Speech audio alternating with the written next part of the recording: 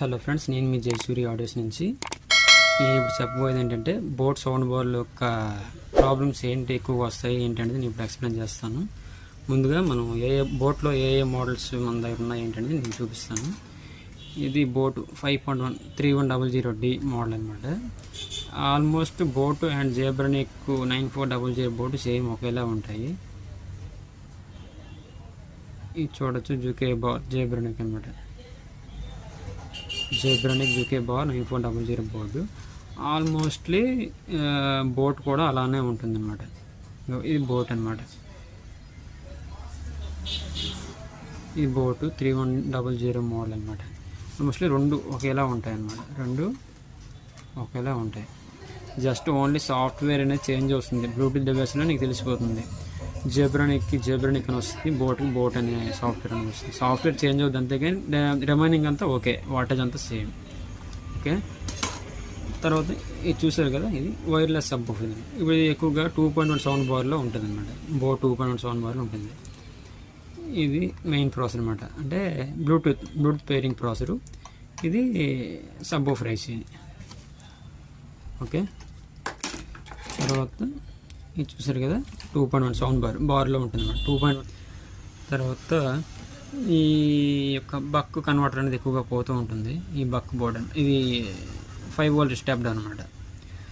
బక్ converter ఈ section ఎక్కువగా పోతుంది. తర్వాత ఇది 3.3 వోల్ట్ బక్ కన్వర్టర్ అనమాట. ఇది కూడా ఎక్కువగా ఫెయిల్ అయ్యే ఛాన్స్ అయితే ఇందులో ఉంటాయి.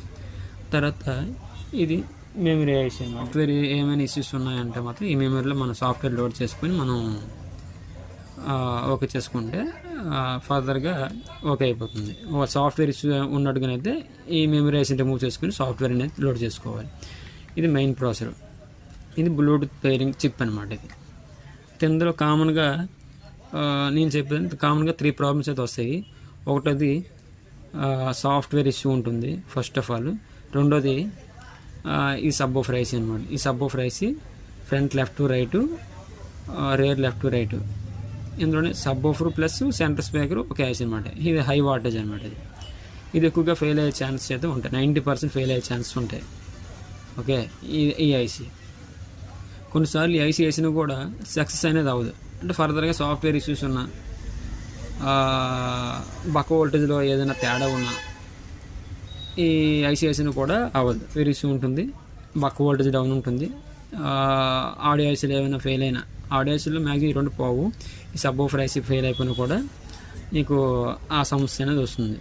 తర్వాత ఎక్కువగా బ్లూటూత్ స్ట్రక్ అవుతుంది అన్నమాట.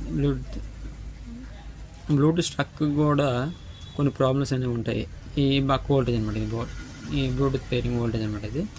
ఇందులో ఏదైనా తేడా ఉన్నా సరే, బక్ వోల్టేజ్ బ్లూటూత్ వోల్టేజ్ ఏదైనా తేడా ఉన్నా సరే ఈ స్ట్రక్ అయ్యే ఛాన్సెస్ ఉంటాయి. ఇన్ కేస్ ఇంకా అది ఈ వోల్టేజ్ కూడా కరెక్ట్గా ఉంది అని బ్లూటూత్ రావట్లేదు అనుకుంటే ఈ ప్రాసెసర్లో అయితే పోతుంది. ఇదైతే మనం రిపేర్ చేయడం కొంచెం కష్టం, ఎందుకంటే మైక్రో కాంపోనెంట్స్ అనేవి ఇందులో ఉంటాయి. మనం చేయడానికి అయితే ఉండదు. ఒకవేళ పాత బోర్డులో ఏమైనా వేయగలిగితే ఇలా ఈ చిప్ తీసి మనం న్యూ బోర్డుగా ఇన్స్టాలేషన్ చేసుకుంటే సరిపోతుంది.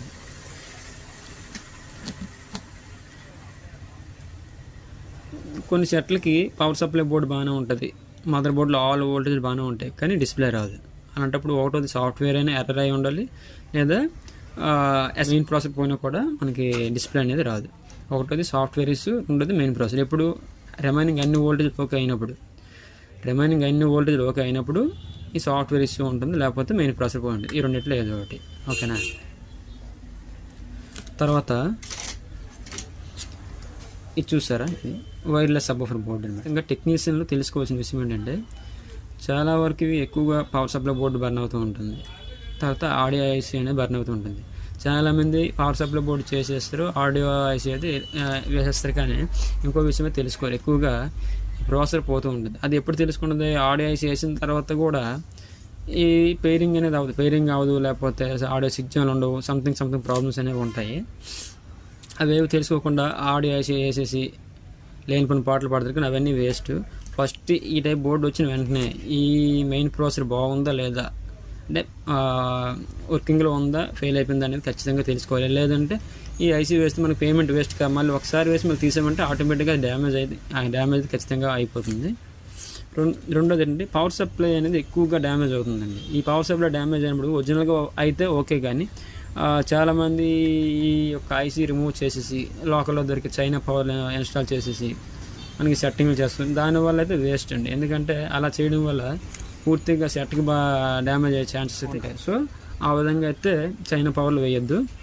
ఒరిజినల్గా అయితే చేయించుకోవడం కొంచెం బెటర్. ఓకే, తర్వాత ఈ యొక్క ఐసీ ఎలా చెక్ చేసుకోవాలి ఏంటి అనేది నేను నెక్స్ట్ వీడియోలో నేను ఎక్స్ప్లెయిన్ చేస్తాను. అది ప్రత్యేకంగా వీడియో చేస్తాను. ఈ బోర్డు ప్లస్ ఈ 3100D బోర్డ్ అండ్ జెబ్రానిక్ 9400 ఈ రెండు బోర్డు ఒకటే కాబట్టి నేను దీని చెప్తున్నాను. ఈ బోర్డులో వచ్చి కంప్లైంట్ గురించి కూడా నెక్స్ట్ ఎలా రిపేర్ చేయాలి, ఎలా సాల్వ్ చేయాలి ఏంటంటే నెక్స్ట్ వీడియోలో అయితే నేను చెప్తాను. మన ఛానల్ అయితే సబ్స్క్రైబ్ చేసుకోండి, అలాగే అయితే ఫాలో చేయండి. మీకు రిపేరింగ్ టిప్స్ అని మీకు చెప్తాను. ఎవరైనా సరే ఈ సౌండ్ బాల్ రిపేరింగ్ నేర్చుకోవాలనుకుంటే మాత్రం మన ఛానల్ని సబ్స్క్రైబ్ చేసుకోండి. ఎందుకంటే నెక్స్ట్ ఇక నుండి ప్రతి వీడియో కూడా మీకు అప్డేట్ అనేది చేస్తాను. ఎలా చేయాలి, ఫైండింగ్ చేయాలి, దాన్ని ఎలా రెక్టిఫై చేయాలి ఏంటనేది నేను ప్రతి విషయం కూడా చెప్తాను. అలాగే స్పేర్ పార్ట్స్ కానీ ఎవరి దగ్గర దొరకకపోతే మనకు విజిట్ చేయొచ్చు. ఆల్ స్పేర్ పార్ట్స్ అనేవి కూడా రెడీగా ఉంటాయి. ఒకవేళ ఇన్కేస్ ఈ బోర్డు మనకు వద్దు, మన కొత్త బోర్డు వేయించుకుంటాం అనుకునే వాళ్ళు కూడా మనకు కాంటాక్ట్ అవ్వచ్చు. సెంటర్తో మనకు డీలర్షిప్ అనేది ఉంది. అలాగే ఈ బోర్డు కావాలన్నా కూడా మన దగ్గర రెడీగా ఉంటాయి. వైర్లెస్ అండ్ వైర్ ఈ మనకు బుకింగ్ ఆర్డర్ అనమాట. ఓన్లీ బుకింగ్ ఆర్డర్ ఇస్తే నేను ఖచ్చితంగా రప్పించగలను. తర్వాత ఈ బోర్డు గురించి చెప్తాను. ఇది 2.1 బోర్డు అనమాట. ఇందులో కూడా ఎక్కువగా ఈ సెక్షన్స్ అనేవి ఎక్కువగా బర్న్ అయిపోతుంటాయి, పవర్గా బర్న్ అయిపోతూ ఉంటాయి. పవర్ సెక్షన్ దీనికి కూడా ఎక్కువగా చైనా పవర్లను ఇన్స్టాల్ చేస్తారు. చైనా పవర్లు అయితే వేయించుకోవద్దు ఖచ్చితంగా, ఎందుకంటే అది లైఫ్ రావు. తర్వాత రెండోది ఏంటంటే ఎక్కువగా ఆడియో వచ్చి ఫెయిల్ అయిపోతుంటుంది. ఇందులో ఎంత మించి ఇంకేం ఉండదు. మూడో విషయం ఏంటంటే బ్లూటూత్ అనేది డిస్కనెక్ట్ అవుతుంటుంది. బ్లూటూత్ సరిగ్గా పనిచేయదు, ఒక్కోసారి పెయిరింగ్ అవ్వదు, ఇలాంటి సమస్యలు వస్తాయి. ఇందులో ఫస్ట్ ఆఫ్ ఆల్ వచ్చే సమస్య power section, audio IC, Bluetooth pairing. ఈ మూడు తప్పించి ఇంకేమీ రావండి ఈ బోర్డులో.